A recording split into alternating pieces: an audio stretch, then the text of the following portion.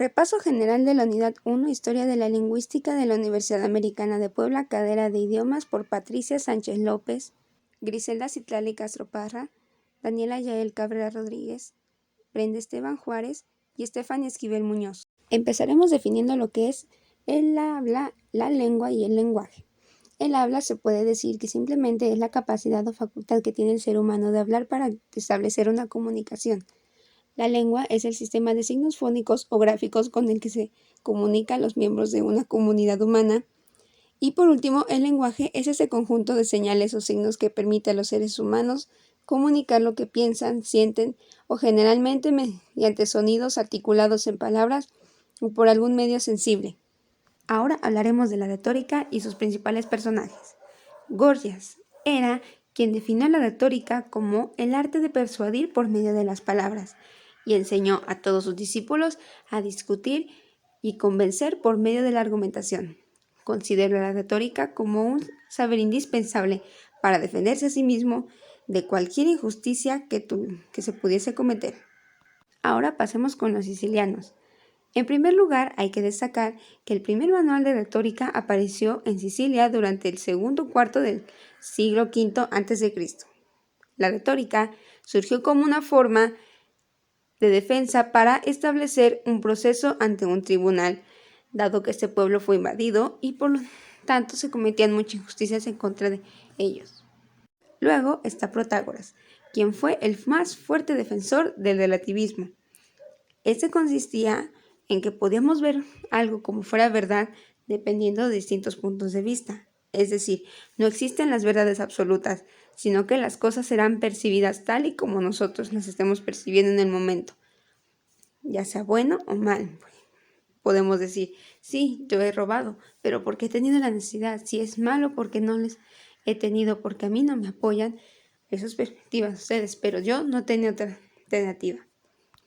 Y luego está Alcidamos, un discípulo de Gorgias, por supuesto. Clasificó las expresiones en afirmativas, negativas e interrogativas, como las conocemos actualmente, y fundamentó la teoría de los argumentos. Hola chicas, ¿cómo están? Bien, muy bien. ¿Y tú?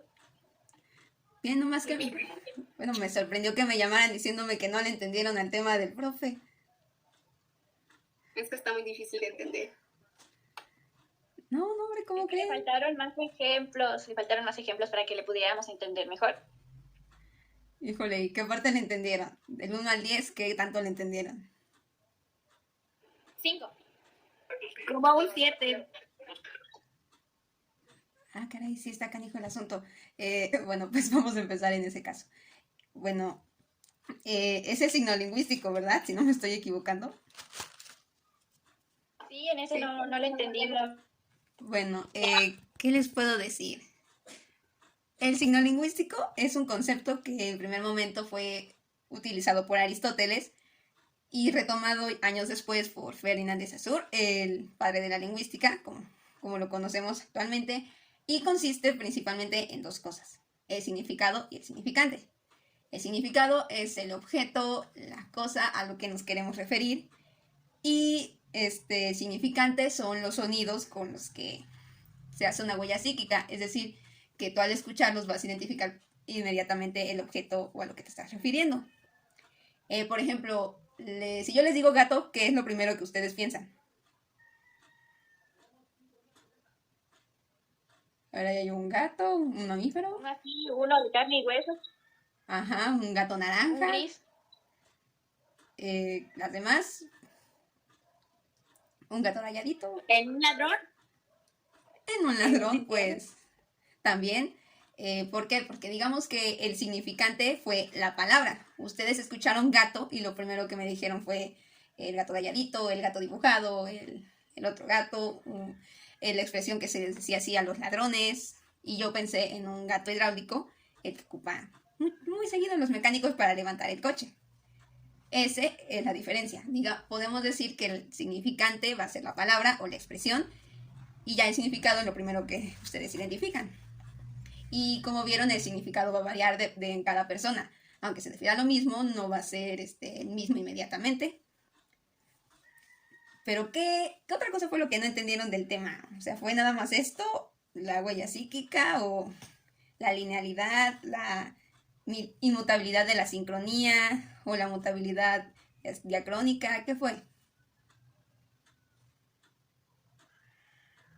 Lo de inmutabilidad de la sincronía. Esa vez no pude asistir a la clase, entonces por lo tanto tengo algunas dudas. Pues mira, la inmutabilidad de la sincronía quiere decir que no cambia. Es decir, que tanto así como surgió para referirse a cierta cosa, sí se ha quedado. A diferencia de la mutabilidad diacrónica, que quiere decir que sí cambió. Por ejemplo, todas ustedes conocen la expresión que se ocupa para el perrito callejero que todos conocen ahí en la cuadra, que es Firulais.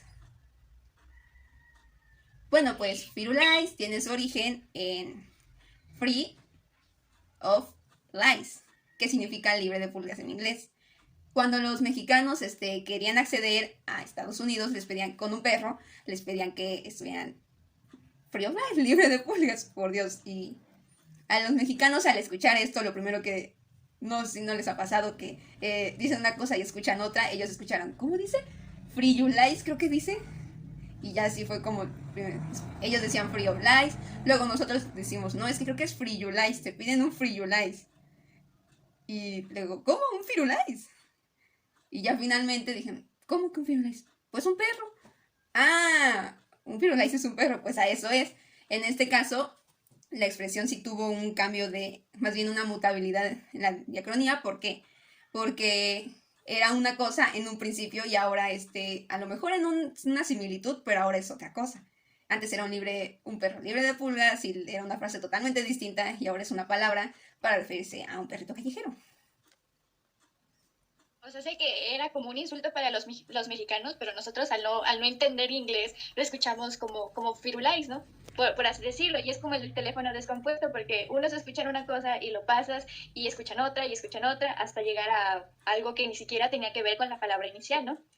Ajá, algo así, pues así se parece, pero ahora el significado es otro y el significante es otro, y sí hubo una mutabilidad, hubo un cambio de lo que significaba original a lo que es ahora.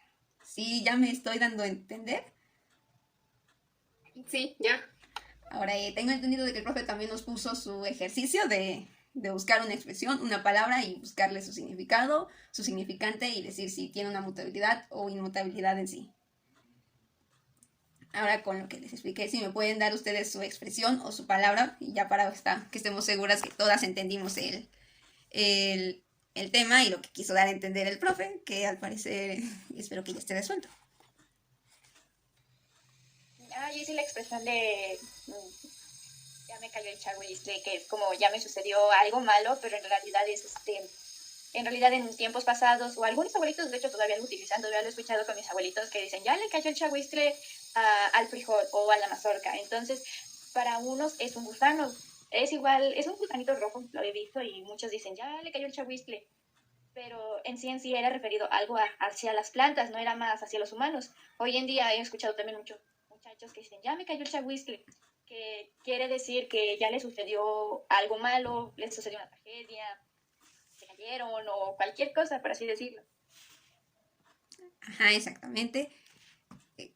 Bueno, ahora dime tú, Fanny, ¿qué palabra expresión estabas ocupando ese día y qué me puedes decir ahora de ella?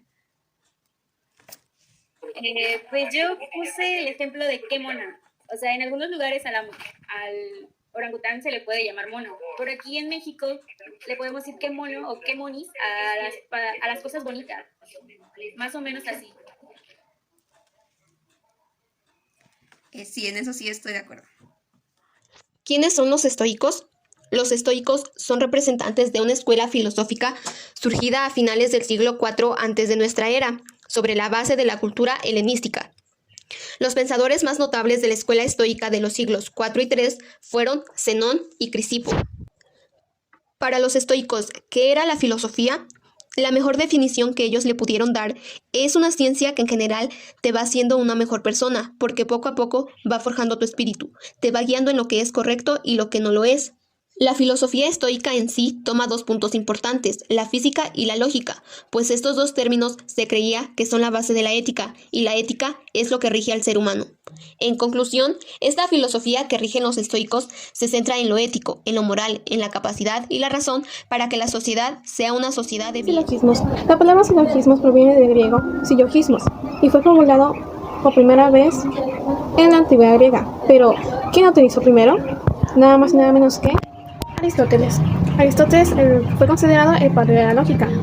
Lo usó por primera vez en su obra llamada Lógica recopilada organón, en el cual nos menciona que el razonamiento deductivo consta de dos premisas y una conclusión.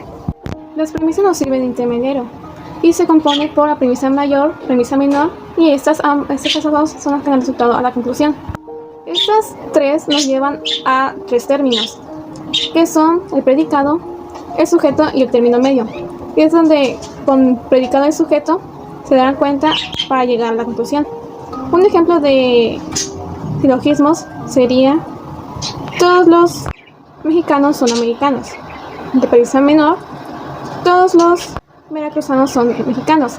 Y esto da la conclusión de todos los veracruzanos son americanos. Paradoja. La etimología de la palabra paradoja proviene del periodo renacentista europeo y significa contrario a la opinión común. Es una idea o hecho que contradice a la lógica o infringe el sentido común. Normalmente, los científicos son quienes usan esta palabra, puesto que la filosofía y la ciencia comparten la lógica paradójica. En palabras más simples, la paradoja es lo opuesto a lo que uno considera cierto. Y aunque existen muchas paradojas y muchos tipos de estas, esta vez pondré uno en específico.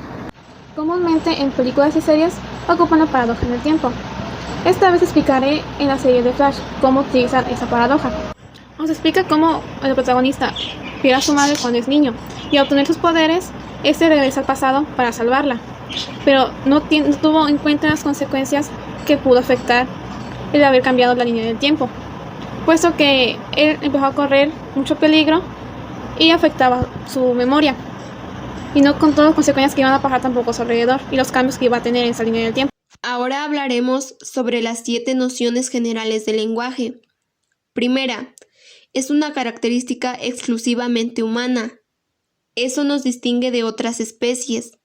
Segunda, sistema oral y auditivo. Así como hablamos, también podemos escuchar. Tercera, existía reflexión científica sobre la lengua. Cuarta, su discusión es muy antigua, pues ya que desde tiempo atrás se empezó a estudiar, pero más que nada a investigar el origen del lenguaje. Quinta, ausencia de pruebas empíricas, es decir, no hay pruebas concretas y verificables acerca del origen. Sexta, el discurso sobre el origen se basaba en la subjetividad, lo que quiere decir que cada persona pensaba diferente acerca del origen. Séptima, reflexión inherente. Está ahí presente y va en conjunto con las habilidades propias del ser humano. El origen del lenguaje según el ámbito religioso. La Biblia nos dice que el lenguaje fue un don de Dios dado al primer hombre, llamado Adán.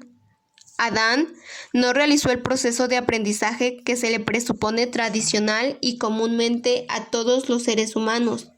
No pasó por la etapa de balbuceos, gritos y gruñidos antes de pronunciar su primera palabra. A partir de entonces, Adán podía comprender y comunicarse con su compañera y con Dios. Los religiosos consideran que el origen del lenguaje lo otorgó Dios a Adán para que fuera el único animal racional que tuviera la capacidad de dar el nombre al resto de los seres y realidades del mundo. Esto es lo que afirma la Biblia, muy a pesar de que para muchos no es la auténtica realidad. Ahora hablemos del análisis de la lengua y la antigüedad grecolatina. En primer lugar, en cuanto al análisis de la lengua, hay que rescatar a las dos teorías que se estaban enfrentando en su momento, que fueron la teoría racionalista, que consistía en cuestionarse si el lenguaje era natural o bien algo convencional, es decir, si es algo natural propio del ser humano o únicamente surgió por necesidad. Y también está la teoría empirista, que bien buscaba más que nada categorías gramaticales basándose en los datos que tenía sobre el lenguaje. También encontramos al diálogo crático tanto en la antigüedad grecolatina como en el análisis de la lengua, donde Platón escribía, o más bien se proponía lo siguiente, que aquellas palabras con sonidos suaves tenían por lo tanto significados suaves, y lo mismo con los significados y palabras ásperas. Sin embargo, debido a distintas cuestiones, este equilibrio que él propuso se rompió, y años más tarde encontramos la primera gramática occidental propuesta por Dionisio de Gracia, y él definía la gramática como el estudio práctico de los usos de poetas y protistas, y entre las partes de la gramática que siguen actualmente vigentes